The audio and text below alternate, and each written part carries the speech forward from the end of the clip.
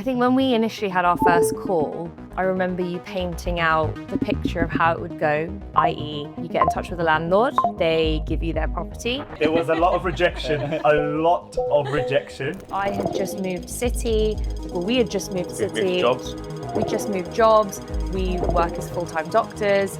Time was not on our side, but we made it work. And I honestly think that if you want something, you will make time for it. On our screen in the office saying delusional optimism, genuinely, because that is what it was, right? Every single phone call, every single time we came across an issue. And how many calls did you make to get property number 2? I mean, it came to us. It came to us, yeah. It came to us, doesn't it? Yeah. Zero. Zero calls. Yeah. Okay guys, so we are sat here today with Rav and Mohini. We're in the Jewellery Quarter in Birmingham, and we're actually in Rav Mohini's second absolutely stunning Airbnb. Woohoo! So, welcome Rav Mohini. Thanks, guys. Pleasure to, or it's a pleasure for us to be here. It's our pleasure hosting. It's our pleasure being here. So look guys, I guess introduce yourselves. Who are you? What is your background? And let's take it from there. Cool. So I'm Rav. This is my wife Mohini. Company's called Nova Living. We are 2 doctors currently working in Birmingham at the moment. And we have an Airbnb business, I guess. You do. And you've got 2 Airbnbs in the Airbnb business. Yes, absolutely. So I guess what we'll talk about is, where you were before you got started. What was that moment where you were like, okay, I'm going to get into rent to rent? So I think we've been thinking about getting into property for quite a while. We knew that we didn't want to put down a hefty deposit on a place and then, run it as an AST and then potentially not get very much profit back. And neither did we want to put money down for a house to live in because we knew that house wasn't making any money for us. So all the traditional routes, right? Exactly. Yeah. So we did some research. I spoke to some people that I know and rent to rent came up. I think we were quite skeptical before we got into it. Yeah. We did a lot of research, had calls with you guys who reassured us massively. And that we just thought that we want to get out of our 9-to-5 jobs basically and try and make another source of income that would work for us. And this is where you guys came in. Yeah, absolutely. You said something really interesting there. You were like, we were skeptical at first. Let's dig into that a little bit. What were you concerned about? I think when we initially had our first call, I remember you painting out the picture of how it would go, i.e. you get in touch with the landlord, they give you their property. You then furnish it up, make sure things are great for a guest experience, pop it on Airbnb, booking.com. And then besides some messages with the guest and having a cleaning team, you make a decent amount of profit. It just seemed too good to be true, I guess. That is, I'll take responsibility for that because I've done it a lot of times. So, naturally it just sort of goes like, obviously, you've done it twice now over, right? There's some pitfalls, there's some challenges to navigate around, it's never quite as straightforward, but you must be doing something right because we're in your second unit, which the photographer just left before we got here. Yeah. So it's not even live yet, it's fresh and we've come in and messed the whole place up.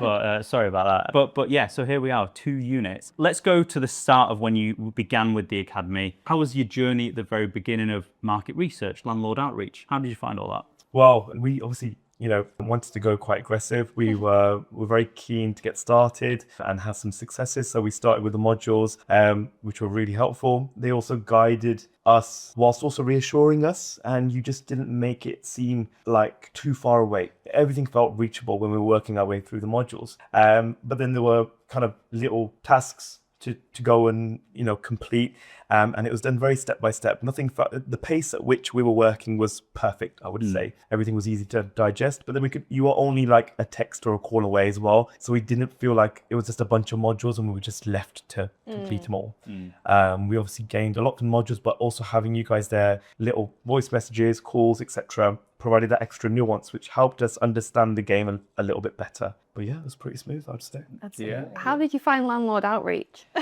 I didn't mind it. There was a lot of rejection,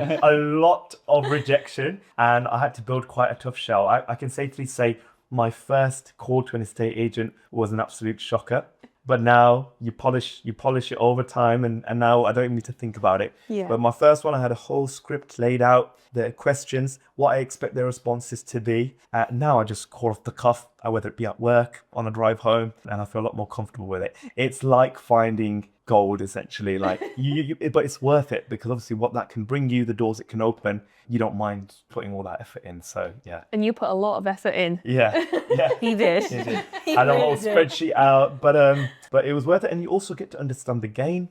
Yeah. You get to understand what your local area is like, who is willing to entertain you, who isn't. But then, as you guys taught us in the modules, ways to get around initial barriers, because this concept, not everybody knows, not everybody is necessarily supportive of, but you just need to chat to the right person, and then who, like just like this one, who knows what opportunities it can bring you. I mean, this property was from making a really good rapport with our the agent from our previous property, and we've got our second property from the same people. So It's amazing. And that story is just exactly what we want people to achieve, right? Yeah. All of that hard work goes in, and I say this to everyone: getting your first rent-to-rent property is the hardest one, without a doubt. It can't get any harder than that. But all of that legwork that you put in, and the we were saying earlier, the obsession that you get with just finding that one letting agent or one landlord to say yes. When you get there, life gets so much easier for properties 2, 3, 4, 5. But yeah, talk us through what happened. I guess getting your first property, and then how this one came about as well. So I think I remember sitting next to you in our office, and he was relentlessly making these phone calls to many, many, many, many, many people. And every single call, it was no, no, no, no. And then I remember the one call where he kind of looked at me, he was like, wait, what? And he kind of had to clarify that they wanted to have a viewing. And he looked at me and I was like, oh my God, yes, I think, yes, okay, yes, let's book a viewing. He was looking at me like, okay, what time can we view it? We wanted to go as soon as possible. So I think we booked for maybe the next day, potentially. Yeah. Booked the viewing, got there, and we were messaging you guys that whole time also. And I remember vividly coming to see the property, messaging you guys before, being like, oh my God, can't wait, let's see how it goes. Came inside, came outside and looked at each other and we were like, oh my God, I think it's the one. And we knew that there were a number of people that were viewing it after us. And we messaged you guys and said, I think it's the one. And you guys were like, go back in there. Tell them that you'll take it. So immediately, literally, even before the next viewing person had got there, Rav went in and was like, we're ready to take it. You sprint. We got a video of you sprinting. You're like, we're sprinting. We're going back. Literally, guys, it was just down this road. Yeah. We've just seen it. And naturally, as an agent would do, she was like, you know, there's a guy here who already has a unit in this building. He's very interested. Naturally, what they do, we took it for literal and we were like, it's already well done out. It was a perfect starter property. And we didn't know what to expect. We've never done this before. So we're like, are we going to have to cough up all the money right now? Like, how does it work? You put an offer in. But I was like, you know what? It just feels right. As long as we've got your blessing, let's go for it. And we were running to the door. I think they were still showing a prospective tenant round. Well, we'll take it. And she goes, Okay, yeah, I'll send you the offer form to complete. And I was like, wait, so it's not as now. And I'm like, yes, but we learned Like a movie. Yeah. Ralph's like, take my money. Oh, brilliant. And then from there, we obviously got that one up and running. It must have been how long down the line? Maybe 6 weeks? Into just starting at Yeah. So we started in early Feb. I would say, very early March. That we got the first We one. got the first one. And then maybe I'd say 6 weeks after that, the agent then got back in touch with us and said, we've got another one in that same area actually already running as an Airbnb. Obviously in our minds, we were a bit worried that it was already running and why isn't it doing well? But we'd already got evidence from our first one that this can clearly work. And then we Same came building, to view it. same area. Yeah. Exactly. Right. Everything was kind of already fit for us. The agent loved working with us so much that they actually said to us that we only want to show it to you. We only want to give it to you, really. And when we came to see it, we'd seen that it wasn't done out the best. And we knew there was a lot of value that we could add to it, make the guest experience 10, 20 times better. So it really was a no-brainer for us. We said yes almost It immediately. didn't even, I don't think it went to the market. It didn't even go to market. We just took it. And again, because of the modules, you guys clearly put a lot of emphasis into what things do work, because from your experience, you've highlighted that. So when we were looking at this second place, I was like, on initial inspection, I was like, why is this Airbnb not working? But when I saw the Airbnb, we could immediately see what things could be optimized, right? From our learning. So it was actually quite easy to do. Yeah. And we'll come back to that in 1 second, but I just want to ask you, so how many calls did you make to get property number 1? Do you know? Oh, I would say we're hovering probably 70s and 80s, I'd say. Okay. And how many calls did you make to get property number 2? I mean, it came to us. It came to us, yeah. It came to us. So zero. Yeah. Zero. literally. 0 calls. Yeah. And like that's what is achievable, right? Absolutely. You put all that work in the beginning, and like, you guys worked super hard at it. Like we are genuinely proud of how much work you put into it. Like honestly, but that's what happens. But in the meantime, between 1 and 2, you actually had a few other opportunities that came to you. Yes. So it didn't just stop there, did it? It wasn't just 1 and 2. We got like a kind of like a fix from it. Like, Yeah.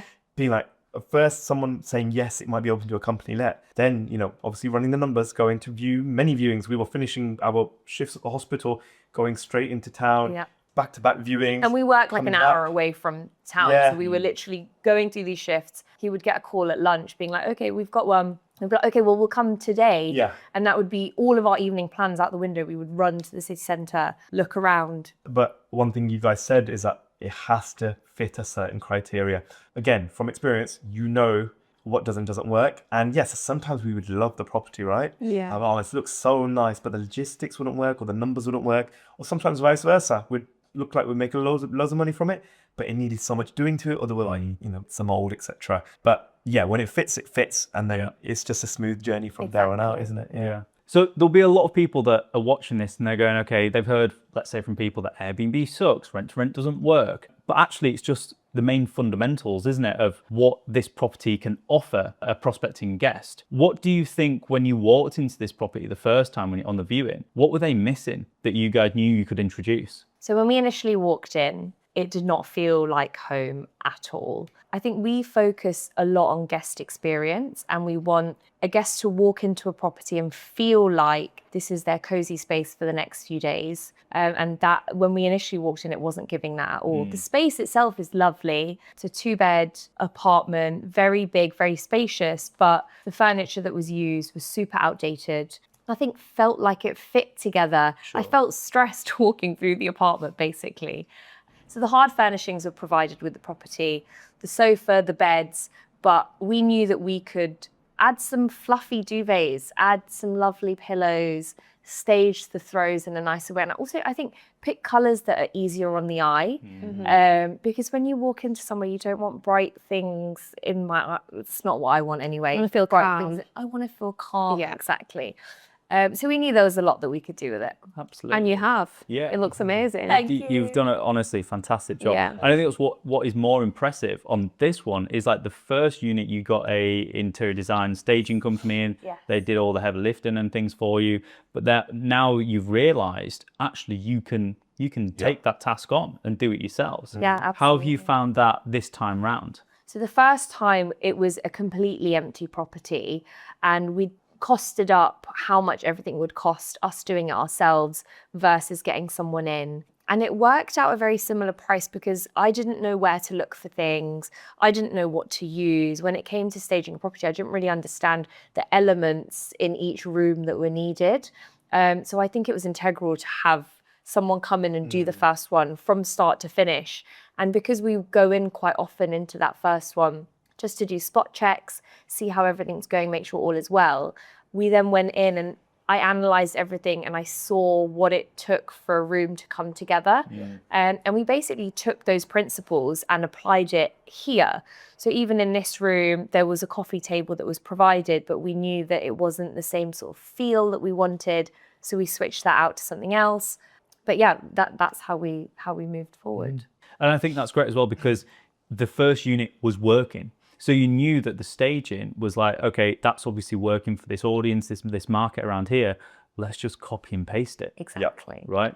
And by doing that, I mean, you could do that so many times over in this area and just keep scaling. So this week it took us about a week, I'd say, Sunday to Friday to completely furnish out the property, start to finish. But I think the next time I do it, I could do it in 3 days, absolutely. Yeah. Definitely. Because you start to pick things up, right? You start to learn, you start to understand lead times for deliveries and bits and bobs like that, and then everything else that goes into it, which is really impressive, by the way, because you guys have fairly demanding jobs. So it's good that you're able to just like smash it out, get it all done in one go. Yeah, really impressive definitely. stuff. So you did the furnishing, and if we're going back to the first one, let's say, systems, automations, listings. How did you find all of that stuff? So that's for me. Not me. No, it's just She's the artist. Yeah, it was good. Obviously, it can be a little bit overwhelming at first. These are platforms that you're not used to navigating your way through, but it's quite rewarding though, because you've been through the journey of finding the property, doing it all up, making it look really, really nice. And now it's time to kind of show it off and make it look as attractive as possible. And you kind of have a dream of getting that notification of your first booking, right? Yeah. Which thankfully we actually did get quite soon after going live. The systems, my best advice is that if you can really try and absorb as much as you can from your modules and understand them, understand why you're putting things at a certain price, understanding why you're doing certain settings, it helps going forward. It helps you adapt as well. It helps you understand your market. And as bookings come through, you're able to make slight little changes, because it is all like trial and error. Absolutely. And doubling down, and just like any business, doubling down on what's working, right? Yeah. So I'm quite confident going into the listing this place, because I already know what works for this area. Yeah. So it should be even smoother, I'd say. Yeah. Brilliant. Perfect. So I guess looking to the future, what are your plans? What do you guys feel like you want to take on next? Any idea? They've not You want to take that? So we've now got 2 properties. Yeah. I think at this point we want to take a very short pause. I Absolutely. think just to optimize these 2, make sure that everything is in place to, I'd say both properties are a good 90% guest experience right now. Yeah, yeah. We want to send them both to 100, make sure all of our Absolutely, guests are having the best time. Yeah. And then following that, I reckon we'd get started on the 3rd. Yeah, absolutely. I think, sky's the limit, really. And we are at a place in our lives where we are quite blessed, and, we don't have too many highly demanding responsibilities. We would love to get to a position where we have enough income to leave our 9-to-5s and travel the world, which is the thing that we enjoy most. So yeah, just going to go after it. Yeah. Love that. Scaling it. Love that. Yeah. I want to just talk about pitfalls, right? Because there is so many. There's so many, and you guys will have seen a fair few of them so far in this journey. In fact, when we were speaking earlier, when we got here, you've had a bit of an issue with your cleaner recently, right? How are you navigating that right now? So I think we both come from what could be classed as 9-to-5 work, where your input A equals plus B equals C, which is the output. And it very much works like that. But having started our first business, we've realized that the business world doesn't work like that. And there's so many individual components all trying to work together to produce the output, that when one of the components does stray, you've got to be quite adaptive. You've got to be quite patient as well. Yeah. And I've got quite an all or nothing personality. So if the tiniest thing kind of goes wrong, I feel like the whole thing is just going into chaos. Yeah. And it's that step back to be like, just like any problem that comes our way in life, actually, just go, attack it essentially. Yeah. It's involved a lot of adapting, but we've got through it, I guess. I think the way that I look at it personally is that how I look at it now is that each problem is actually on your path to success. Yeah. So like you have to get through that. Yeah. I think before we would both come to a problem and be like, oh no, like our lives are over, or go upon that. Whereas now I think we're so proactive, something will go wrong, something might break, or something will happen and be like, okay, well, how do we solve this? And then we'll put out a couple of options and then we go for those things. And it's not only changed our lives, I guess, financially, I think mentally as well. It's really character building, like building your own business. It gives you a lot of confidence. Yeah, it's great. A lot of pride. Yeah. It's one thing going into work, and with all due respect, because we are still working, going in, working for a business or a company or wherever it might be. But to have your name on something, you do feel a sense of pride on everything you do, whether it's meeting with an agent to as little as messaging a potential guest. Like because your name's on it, you do. I do that absolute most to give off the best impression, right? Which is quite nice. That personal aspect, I think I value quite a lot. So, yeah. And how do you find doing it together as a couple? We have so many people saying to us, like, well, not only do we do this together, we actually work together in a hospital.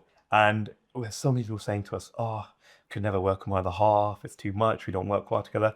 Honestly, we love it. It's you're doing it with your best friend, not to get too soppy. But we actually have our individual strengths and weaknesses. Like interior design, I could do none of this stuff. I'll help out, but the vision I don't have. I like your numbers. That's why I take care of the management side a bit more. Yes, absolutely. Love that. Absolutely. I totally agree because we kind of feel like that as well. Strengths, weaknesses, but working with your best friends as well. Yeah. Freaking awesome. Bless. Absolutely. Definitely. Yes. One thing that you guys, again, just before we started rolling the cameras, you were talking about Mohini mainly, you were panicking at the start. Everything was a panic, right? And you, like, to me now, you're like a cool, cute. Yes. You are. You got started in February with this, right? You started the academy in February. We're only in July now. Yeah. Right, which is crazy. Yeah. What I don't feel like we talk about enough is mindset changes. Yeah. Because you've just been thrown into this world of entrepreneurship, running a business, building a business, managing people as well, managing customers and guests. What's that been like? What has been a lot easier than what you thought it would be, and what's been the most difficult part of the mindset shift? I think we are definitely both panickers, as these guys know. But I also think that's why we decided to go for a mentorship. We could have easily tried this ourselves, but I don't think we would have been resilient with all of the mindset stuff. And I think you guys probably do a lot of mindset stuff with people rather than just the technical stuff. And I think having you guys there at every step of the way, because honestly, anytime we felt panicked, we would kind of look at each other and be like, okay, well, I'm panicking. And he or I would say, okay, well, let's message Ben and Holly then. Yeah. And we would message you. And every single time I would feel reassured. You guys honestly helped us through the hardest parts of it all. Yeah. And we can't thank you enough for that, because we couldn't have got here without you, honestly. We felt constantly reassured, like you said on the initial call, like, your hand will be held, and never once did you guys let us down. It's hard because it's a new system. It's a completely new world. Yeah. And there's one thing doing what you've advised to do in the modules and actually doing those steps, but to believe that it's going to lead to something, that's sometimes the hardest belief, right? Which, you guys helped us out a lot. Definitely. Oh, guys, that's really, really appreciate it. And it's been a pleasure working with you guys as well, because, we're really selective with who we work with. And of course, we want to work with people who want to work with us. And, that's why we have the initial calls in the beginning, right? It's a two-way street. But the main thing from you guys is like how hard you worked at this.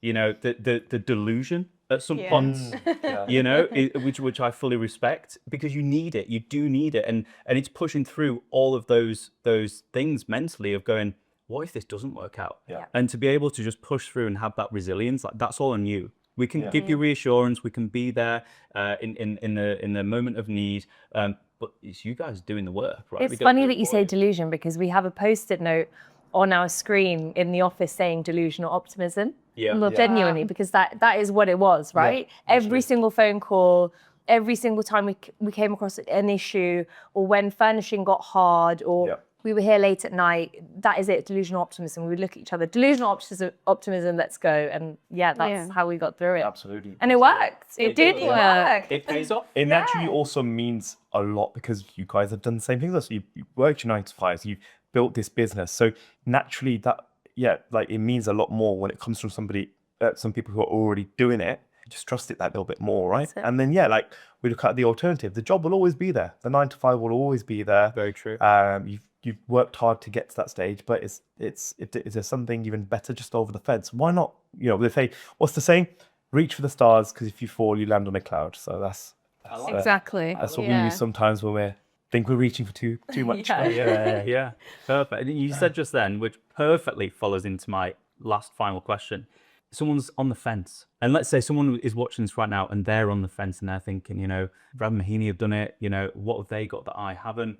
What advice would you give to that person? Just do it. There is never a right time. There is 100%. Never. We had 100 things going on at the same time. I had just moved city. Well, we had just moved city. Jobs. We just moved jobs. We work as full-time doctors. Time was not on our side, but we made it work. And it was on those lunch breaks or those 15-minute breaks at work that we were calling people, trying to get through it, or texting you guys, or after work coming back, having a snack, getting straight into the work that needs to be done. I honestly think that if you want something, you will make time for it. So stop making those excuses and go for it. Love that. I completely agree. Let's get that. Talk to the camera. Let's get that clip. Let's get that on TikTok. That's it. You need to be looking down at the camera motivational though. speaker. And that's a new business idea. There you go. TED Talk coming soon. TED Talk coming soon. Well, look, thank you so much. Yeah, guys, thank again you, for having us guys. here. We're going to go for a mixing. We are. Now? We are. Right? Okay. It's a Birmingham staple dish. Wow. Yeah, Wow. yeah. Well, I'm really looking forward to it because I'm starving. Yeah. But yeah, thank you very much. And hope you guys enjoyed this.